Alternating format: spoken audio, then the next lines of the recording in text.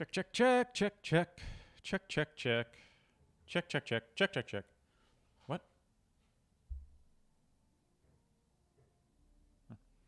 Sorry, I didn't expect this to go live so quickly. Okay. Let me share this.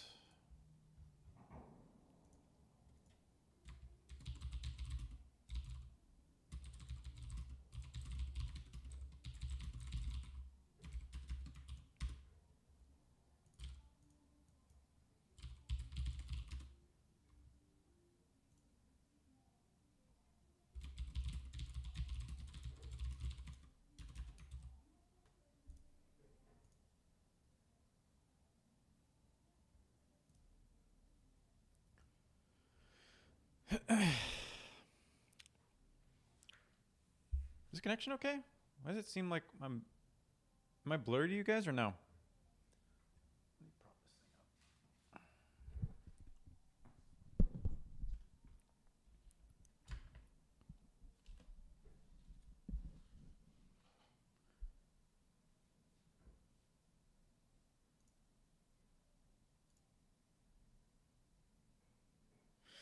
All right. I'll give people since I'm gonna have to edit this anyway, I'll give people a couple of minutes to jump in before I get started. Good, good.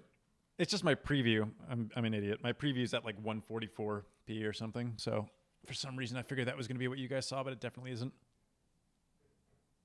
My mic is quiet. I'll turn it up a little bit. Check, check. Yeah, I'm right in range. This is a week preview. Yeah, it's been really hard to find time lately. Just like random life stuff, work and stuff. NFL draft is in on Thursday. That's a big deal for Underdog, so we're just super busy. And my parents were here. So last weekend I went I was in New Hampshire at my in-laws' place, and then this weekend my parents came. So I mean, I've just been totally out there, and then Gamby's just super busy with the draft, so sucks. Unfortunately, the pod has to suffer because of that, and so does my fantasy teams. Apparently, I'm just getting knocked out left and right. I've got like one team left alive out of my 9 leagues, and it's not looking super good either. Which is easily my worst fantasy performance ever, but it is what it is.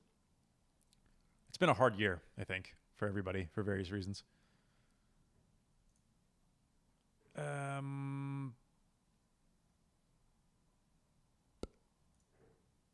Okay. Seems like our cards are kind of stable now, so I'm just going to go ahead and get started with the actual episode. Hang on, I'm getting texted. Let me check that first.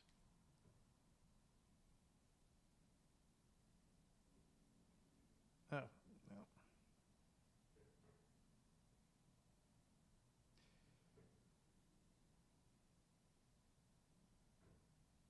I'm doing a draft by accident with some of my friends. On Underdog, actually. This is not a plug. This just happened.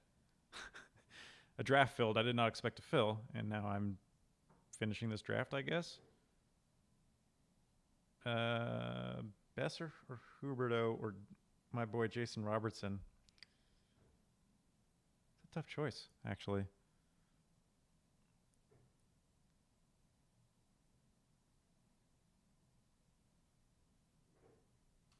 Yeah, Rip Ehlers.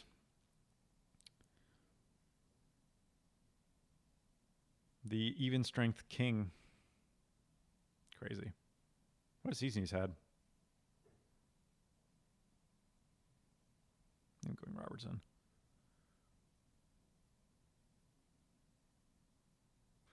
All right.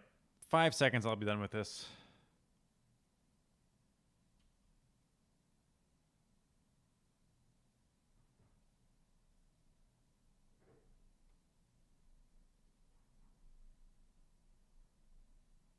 Maybe. Should I drop Kreider for Voracek? You could. I mean, Kreider's playing on the third line now, which is not super good, obviously. Yeah, I'll take Besser. Okay. Caulfield, I do not. I never really believe in immediate ads. People are super hot on Caulfield. I just don't know. Like, I know he's been really good. The same thing. Remember when Zegras got called up and people flipped out? Like, I don't know.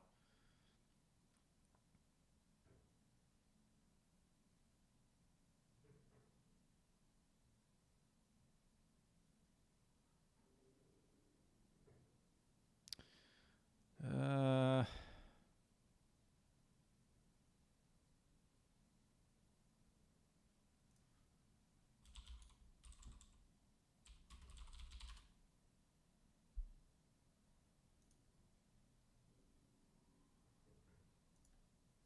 Hang on just a second. I'm really gonna have to chop the beginning of this episode off, aren't I?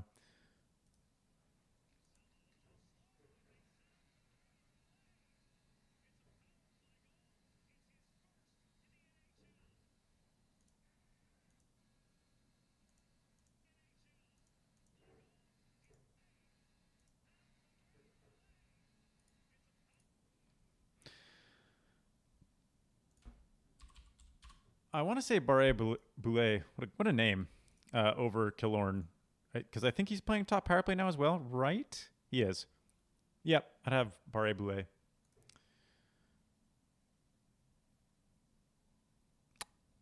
Okay. I'm actually going to start now. And then edit this later, I guess.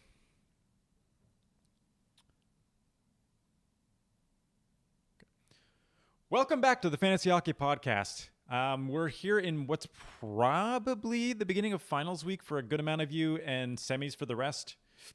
If you're still listening, you're either just like a masochist and want to remember your dying teams, or you're doing well. And good luck for the rest of the season for you guys. Yeah, unsurprisingly, this is coming out on Monday. You guys can tell that we've once again had recording issues. It's just we've really not had time to find a decent shot to record over these last couple of weeks. I actually think, funnily enough, that after this week, it's going to get a little bit easier. But after this week is the end of fantasy. So not great timing for the podcast, unfortunately, but that's just kind of how it is.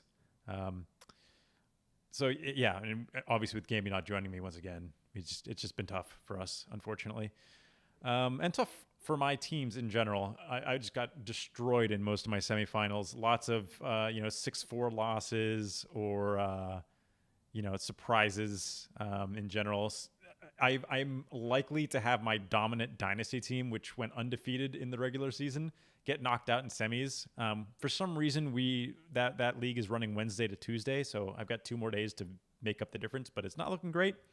And the main reason is going to be Mackenzie Weegar, which is hilarious because this entire season I've been talking about how Weegar doesn't make any sense and is unsustainably high, which I still think he is, and he still doesn't make any sense, but good for bangers leagues. So I guess that's joke's on me, right?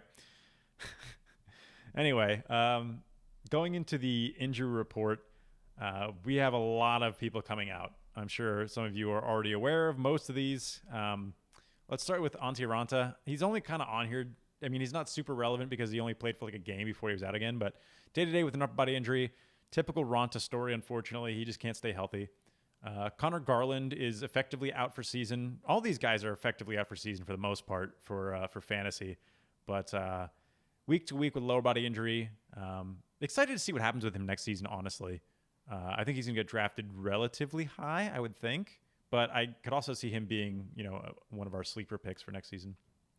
Peter Mrazek is back to being down with a lower body injury. Nedeljkovic needs a few more starts. I think it's 3 more starts by the end of the regular season to not be an unrestricted free agent. And considering how well he's played, he's going to get those 3 starts. So it's kind of good news in the form of bad news for Nedeljkovic owners.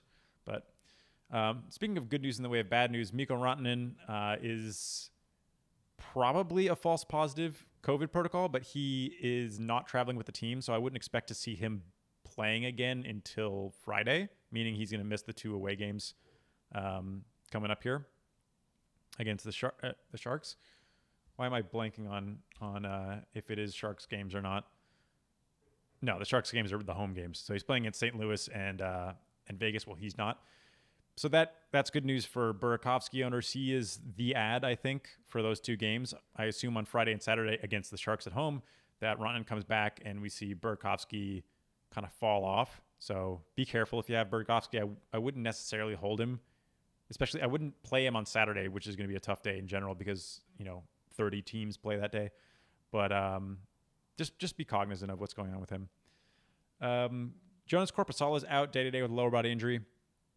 John Klingberg is day-to-day with lower body injury, which makes things interesting finally for Miro Heiskanen. Dylan Larkin is out for season with an upper body injury. I mean, out for season isn't saying a whole lot, but yeah.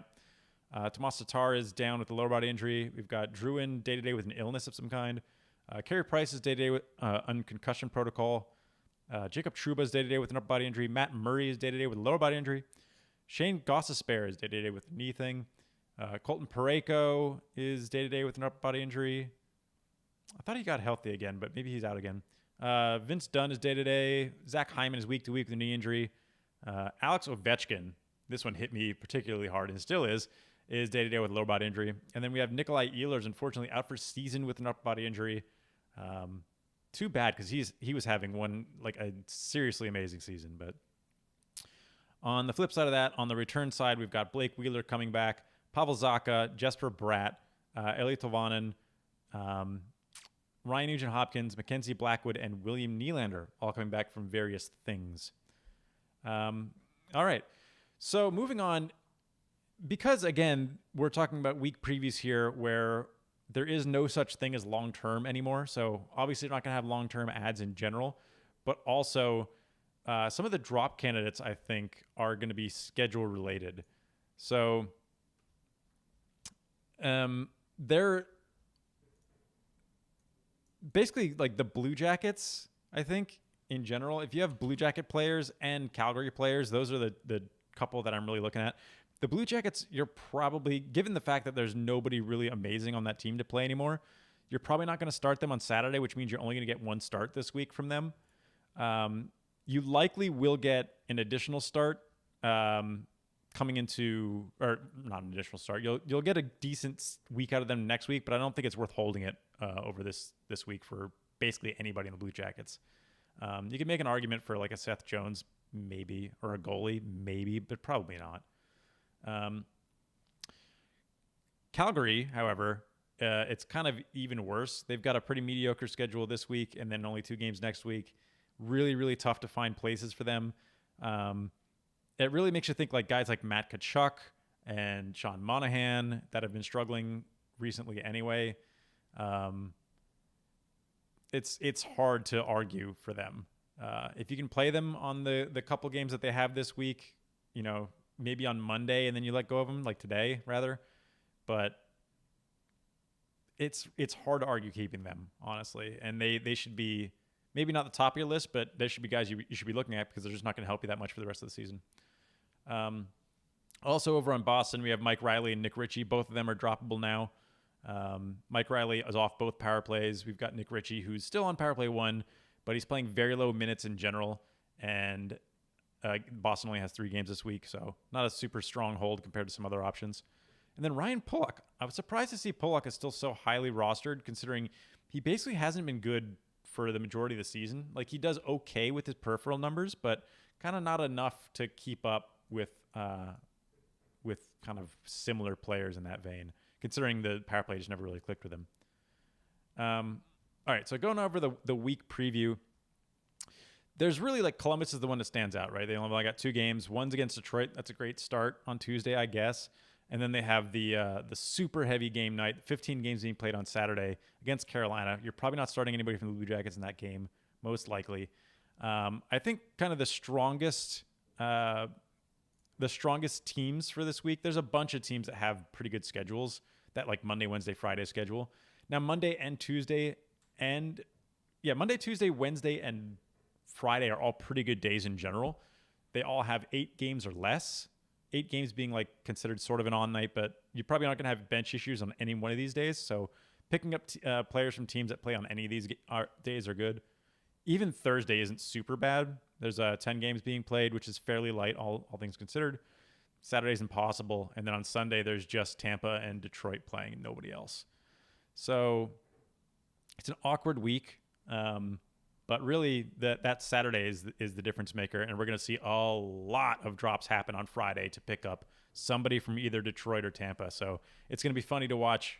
Well, relatively speaking, like guys like Zadina and and like Barre Brule and those types of guys kind of spike up on Sunday. So don't be too alarmed when you see that. That doesn't mean they're long-term holds. It just means people are scrambling on Sunday to try to save the rest of their season.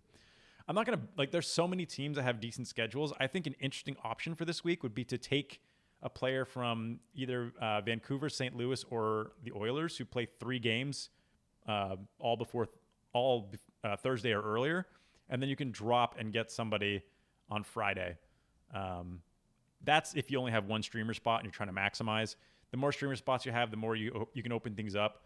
There's essentially, in my opinion, there's like half the teams, maybe even more than half the teams, have 3 games that you're going to be able to play, not including that Saturday. So it's pretty wide open as far as where you can get good starts. I think that Anaheim and LA both have very good schedules because they play each other. So there's kind of sneaky value to be had on those 2 teams, although it's kind of hard to find the players. So moving into kind of targets. And I had a couple more drop candidates, by the way. Jack Hughes, Travis Konechny, and Matt Dumba also are not super strong, I think, rest of the season. As far as like, I guess, short-term targets, Andre Burakovsky, I already mentioned kind of in the injury report. He's still 40% rostered, which seems low to me. I think by the time Rantanen comes back, I think he's an immediate drop unless he somehow stays on top power play. I can't imagine he stays top line. I think he's going to go back to where he was, and that he makes me feel a little nervous for people that grab him, Monday, Wednesday. He has strong nights probably, and then hold him through Friday, Saturday, and wind up seeing not so good results against an easier team on paper. So just be ready to drop him on Friday if something jumps out at you. Sam Bennett, center, left wing, right wing, 49% rostered. He is hard to ignore, especially in bangers leagues. He brings PIMs, shots, hits. He's been scoring goals. He's playing top power play now. He's got a pretty good second line. He's man, it's a real transition for what we've seen from him in Calgary, for what we're seeing from him in Florida now. Jamie Alexiak for bangers leagues has been quite good, putting up really consistent hits and shots peripherals. He also sprinkles in blocks. He's a pretty good all-around candidate, and he's actually been getting some assists here and there as well. Not really known for that, but the extra shots are a nice little boost I didn't expect to get when I picked him up. So it's nice to see him kind of doing that full multi-cat thing. He also gets some PIMs here and there. I think Rickard Rakell, sitting left wing, right wing, 23%, once again finds himself on like a streamer kind of list here. I think he's the best option. You can make an argument for Max Comtois over on Anaheim as the best option, as somebody to stream for this week. There doesn't seem to be anybody else that's super interesting, unfortunately. It's kind of those 2 guys. Even if you're digging deep, there's really not been anybody standing out in Anaheim. So it's hard to find anybody in really deep leagues to kind of fill that gap, unfortunately. I think in LA, the one that I would pick again is Alex Iafallo, left wing, 11% rostered. He's kind of just the go-to boring pick, but he is going to play Anaheim over and over and over. He's been shooting more than usual lately, and he plays top line, top power play. I think in really deep leagues, Trevor Moore is fairly interesting. He has been up and down this season, but he does tend to score goals when he does something, and he takes a decent amount of shots. Also, Athanasiou is semi-interesting in really deep leagues as well, as he seems to be playing with Kopitar every now and again on that top power play. Not really those latter 2 guys are not really guys I'd necessarily target. I think Iafallo is the one that you're looking for at low percentages. But if you're going really deep, Trevor Moore's 0% rostered, so he can be interesting there. I also have Calvin Peterson here, goalie, 24% rostered. I figured he was going to get 3 starts this week. It turns out he probably isn't. It looks like Quick is locked in for tonight, this Monday night. So that kind of throws a wrench into the whole plan. But he's still good. He should still get 2 starts. Unfortunately, they have a back-to-back, so I don't see him getting 3 now. It would have been nice for him to get 3, but at 24% rostered against the Ducks, that's about as good as you're going to be able to find for that roster percentage. Alex Nedeljkovic is another good option. I know that Reimer is locked in for this week, but for this game on Monday. But if Mrazek stays out for any period of time, we already know that they're almost certainly going to start Nedeljkovic 3 more times sometime during this the rest of their games. It could be all 3 this week with Mrazek out. No real need to rush him back, and no real downside to playing Nedeljkovic as extra games if he's playing better than Reimer. So if you're picking up Nedeljkovic, you're hoping that Reimer essentially gets shelled in their game tonight against Dallas. But we'll see. I'm fairly optimistic that he gets at least 2 and hopefully 3 starts is the answer there. Got a couple extra ones here with Frank Vetrano is getting a look top line with Barkov in Florida. He's similar. I think he's like a lesser version of Sam Bennett for what we're getting out of him. Hits, pims, shots, sometimes points. Doesn't look like he's going to be playing top power play, but even strength line with Barkov is definitely a good place to be. And then lastly, for another deeper league banger type, Michael Bunting finds his way onto this list again. He gets 2 Sharks games earlier in the week, Monday and Wednesday, so those are good matchups for him. And then he winds up on Friday against Vegas, Saturday also against Vegas, but I assume most everybody will not be playing him on Saturday as they'll have better options. But he makes for a decent streamer this week, I think. And that pretty much does it for my ad recommendations. We're going to be back later this week for 10 takes. Probably on Thursday or Friday. But at this point, like 10 takes is kind of whenever we can do them because they're not super prescient on what's going on right then. So we'll see. I assume that'll come out on Friday. And then if you're still alive on next week, we'll see. I don't have any of my leagues going through. Well, actually, my Dynasty League does go through next week. So maybe, never mind, I take it back. I have one league going through to May 8th. We already know that Yahoo is taking the stance that they will not extend the season to take the buffer week into account, which is an interesting choice. I actually think I don't know. I think it's probably the right one. But it would have been nice to know that way beforehand as opposed to like a couple days before it matters because, teams that are looking ahead would be stashing guys on Vancouver for that extra week, especially in roto leagues and stuff like that, where you can get a bunch of extra starts that didn't seem like you're going to be able to get. But I digress. That will do it. So as always, thanks for listening.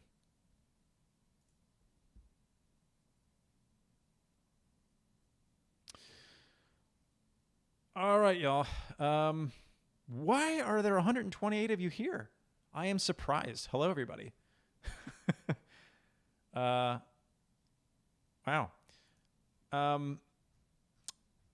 Yeah, I would, for the guy who asked about RNH, I would definitely pick up RNH. That is a good ad. I assume whoever dropped him did it out of desperation because of last week, only getting probably one start out of the guy. So, wow, I am blown away that so many people showed up for this. Maybe we should do it more often, but now I have to edit it. Although all I'm really going to do is crop the beginning out where I was just babbling about nonsense.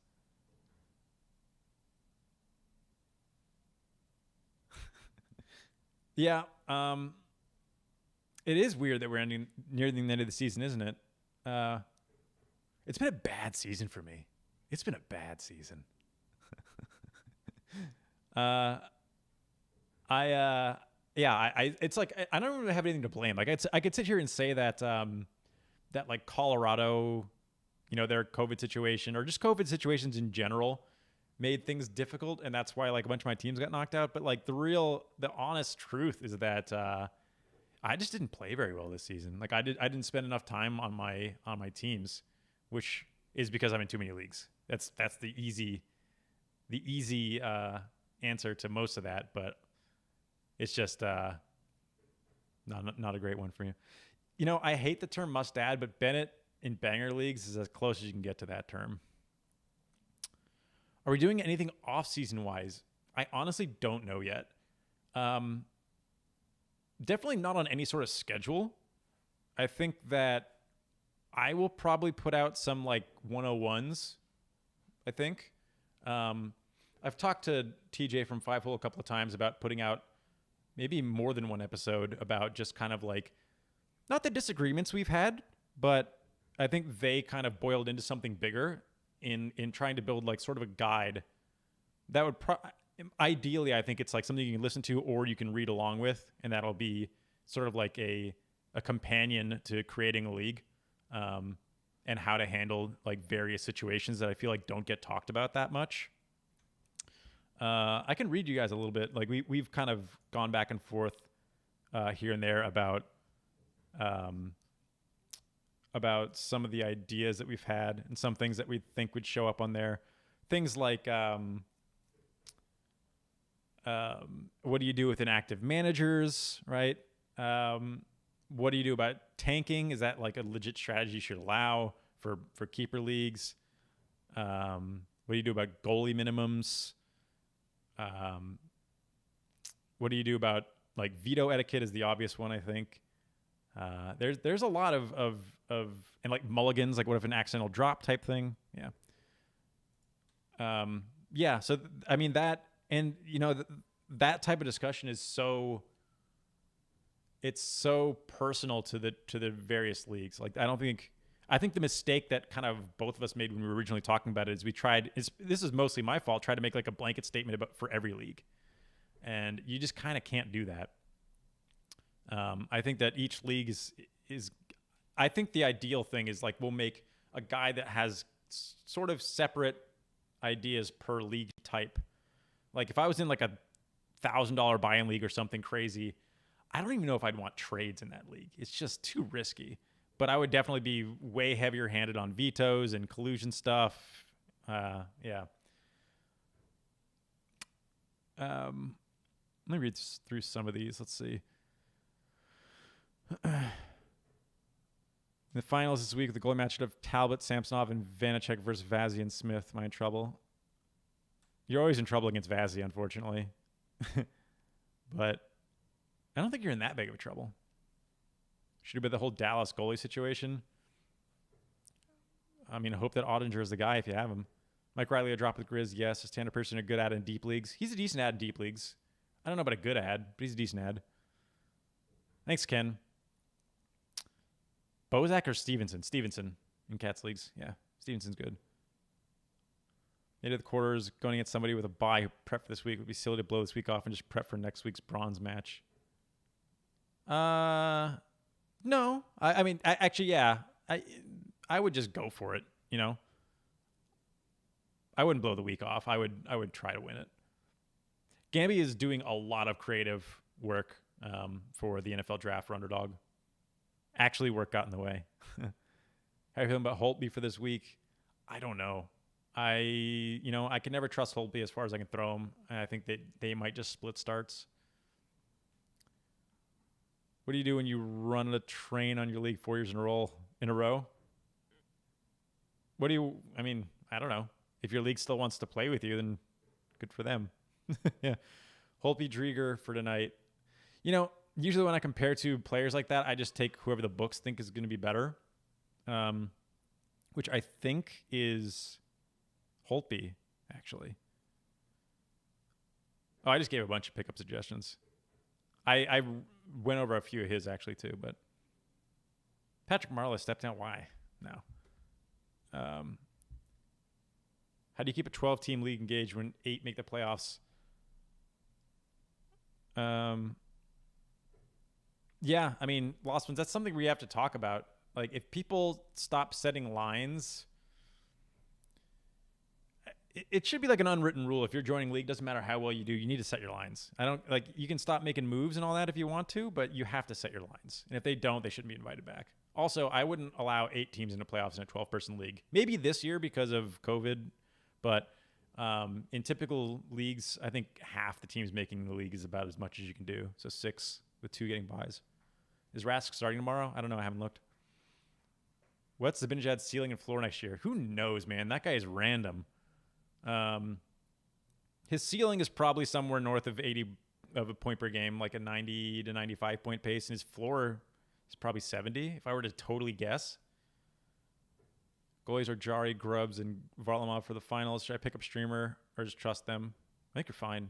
I wouldn't pick up Streamer unless you absolutely need to. Thoughts on Cole Caulfield? I think he's being blown out of the proportion right now. Like, of course, I'm saying all this. He's probably going to do well, but I never get that hot on for like rookie first games. I just don't. Sorry, but keep a question if you're able. Drysdale worth it, costing you a 16th round? Probably not. I don't think so. I mean, I assume you'll have to, like, I think you're going to have to keep him for a few years for it to be worth it, which is the thing. Drop one, Kapanen, Mike Riley, Duclair. I'll drop Mike Riley, although I don't like Kapanen either. Should make a consolation bracket. So consolation brackets is another thing just to even have a question about, because then you have to deal with people blowing their free agent budget on players that could potentially affect the championship, which I don't mind that much, but it's an interesting problem, and some people don't like that. Thoughts on Sagan coming back? Good ad. I've been burned by adding stars that have been out for a long time, but I think it's a good ad. Start bidding tonight. I mean, I am, but I don't feel good about it. Drop Pietrangelo for Burakovsky for Monday, Wednesday, and pick up Sunshine for Sunday. I don't mind it. I think if you can get forwards out of that, yeah, I don't like Pietrangelo that much in general.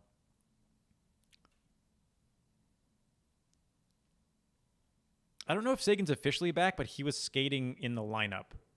I don't know if they said he's actually in or not. Perron hasn't been producing lately. Do I drop him to add Bennett or Fiala, keep him on a short leash?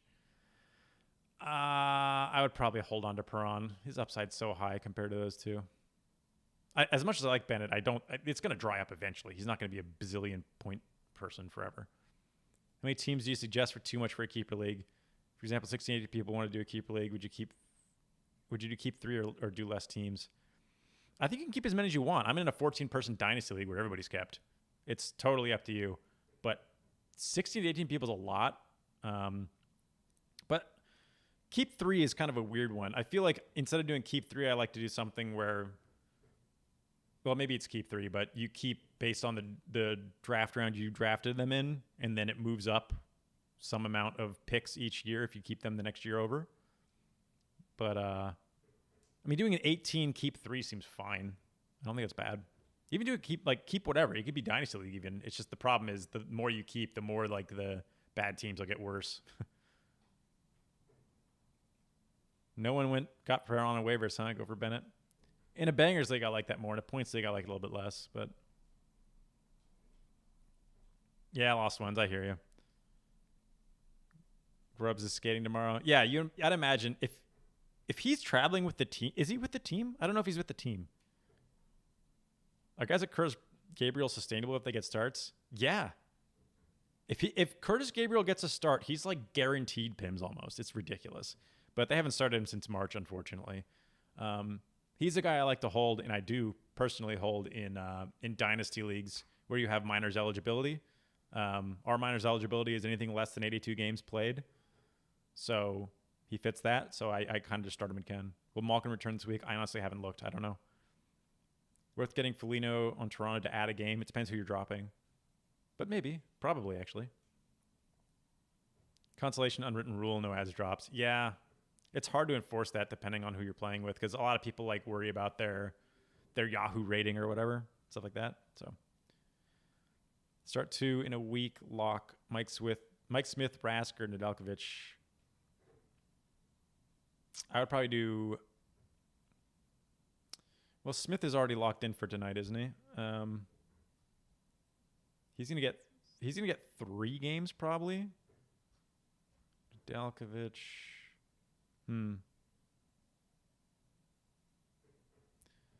Rask is the question mark because of starts. But I would probably do... Well, I would probably do Smith and Rask, I think. Thoughts on Pearson? I think he's fine. I don't think he's great. Grubbs is traveling. He's going to play on Wednesday, I would think. I don't know if he plays tonight. Is Mrazek made of tinfoil? A lot of goalies seem to be. How do you like Saros against the Panthers tonight? Tough matchups. I mean, I would probably play him. Drop one points leagues where wins, saves, and goals against are tracked. Drieger, Nedeljkovic, Talbot. Can you play Drieger tonight and then drop him? That's what I would do, if you can. Foligno or RNH for the rest of the week. Don't think Foligno's top. Yeah, I don't know if Foligno's going to get power play time. I would play RNH. Bottom 6 fight for first overall pick. Is that more fair? Should they fight for better chances in a lottery? I think it depends on how many players you're keeping. Can't wait for this fetch rankings discussion to start. Seems to be the topic of the past few.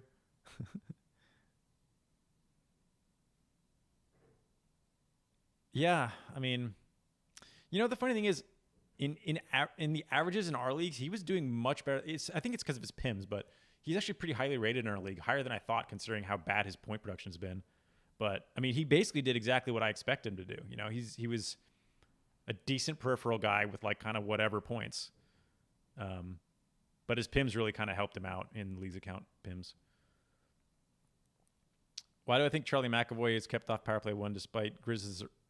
He was kept off power play 1 because he's right-handed. That's the guaranteed answer. Yeah. Mike Riley and Grzelcyk are both left-handed. Good replacements for Mike Riley, Grzelcyk. That's the easiest one.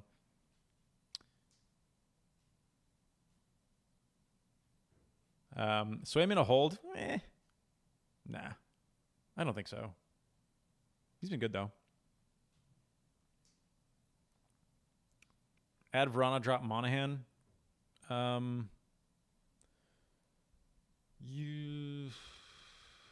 think that's a good move. I don't know what Detroit's... Actually, Detroit's... Oh, wait, no. I'm looking at the wrong week. Oh, no, I'm not looking at the wrong week. Detroit has a bad week next week, too. You're only going to get one... Man, you only get one start from... Next week is bad for Detroit, Florida, and Calgary. Like, just... It's real bad for Calgary. Like, Calgary's... You only get one start from them, so... In a keep... It depends on how deep the keeper is. I mean, it would have to be a full keeper for me to keep him. Like, a Dynasty League. Otherwise... Back to lottery, first overall question to keep 2 league. Oh, you mean first and... Oh, I see what you're saying. I kind of like the lottery aspect. I don't think I would like to give them first overall. I feel like that's a little... I don't know. It feels weird. I think the idea of putting them in the lottery is good, though. Do I think Morgan Riley's slump is sustainable, unsustainable? I think it's unsustainable. I like him. Grzelcyk or McAvoy? Grzelcyk for points, McAvoy for everything else.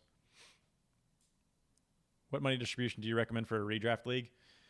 In a 12-person, I usually do third gets their money back, second doubles up, the remainder to first. That's a pretty top-heavy payout. So, but we like it. I don't see consolation bracket teams stealing players from waivers as a problem. I don't really either, but I see the argument. Yeah, the 3 goalie rotations, that's another reason why this season has been so hard. Like, next day ads, it's impossible to figure out what goalie's going to start because so many teams are running 3 because they have the taxi squad for free. Next season is going to be much more manageable when they don't have a taxi squad, assuming they don't have a taxi squad. If they do, then I think goalies are just going to be hard forever.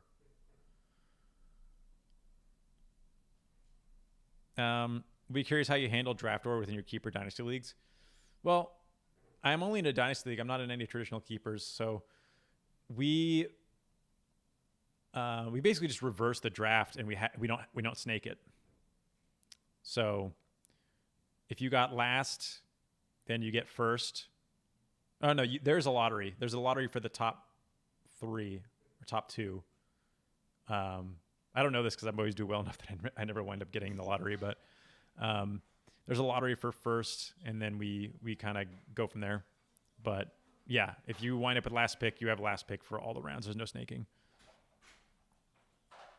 Do I think Sam Girard will have a strong finish this season? I'm surprised he had as good of a start as he did, because I don't think he really didn't have anything to go on off except for even strength. So, anything but declare down the stretch? I think he's okay. We do not go live every Monday pre-week. In fact, I'm going to end this like real soon, but got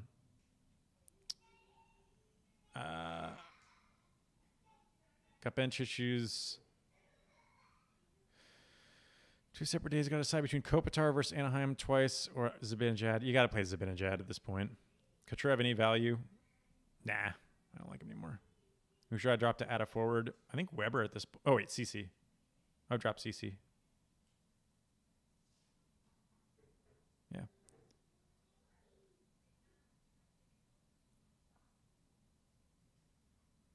All right, y'all. I got to go and I got to edit this. So thanks for coming out. I'll see you guys next time.